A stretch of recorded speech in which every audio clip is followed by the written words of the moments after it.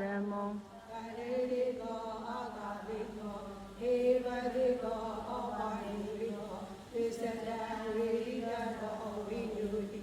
သောဗနိဗ္ဗာနောဘဂဝါတောသဝကတံကိုဥစုပရိပန္နောဘဂဝတောသဝကတံကို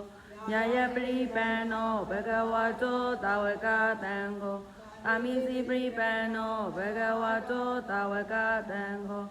ယရိရံသတ္တာရိပုရိတာယုဂာနိအထပုရိတာပုဂ္ဂလာဧတာဘဂဝတောသဝကတံကို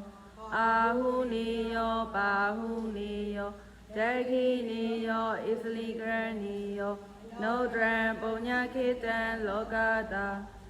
အရဟတာရိနဝဂုနေဟိအရဟံသာရှိသောကိုပါသောဂုဏ်တော်တို့နှင့်တမနာကတံဖြစ်ဆုံးသောတို့ဤကိုယ်ွယ်ရာဖြစ်တော်မူသောဘုဒ္ဓံတတ်တော်ထင်ရှားတပင်ညုမြတ်စွာဘုရားကို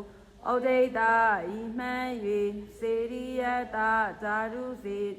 ဓမ္မစေရီဩဒိတာစေရီပရိဘောဂစေရီတော်မြတ်အားဘောနာခန္ဓာရတ္တတမနာကတံ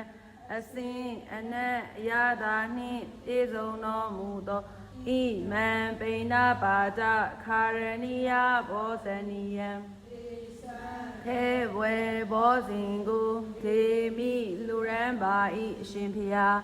ဣရမေပုံညံအာတဝေခယဝဟံဟောတုဣရမေပုံညံနိဗ္ဗာနတပစ္စယောဟောတုမမပုံညပါကံတဗ္ဗတတ္ထာနံပါစီမိတေတဗေမေတမံပုံညပါကံလဗန္တု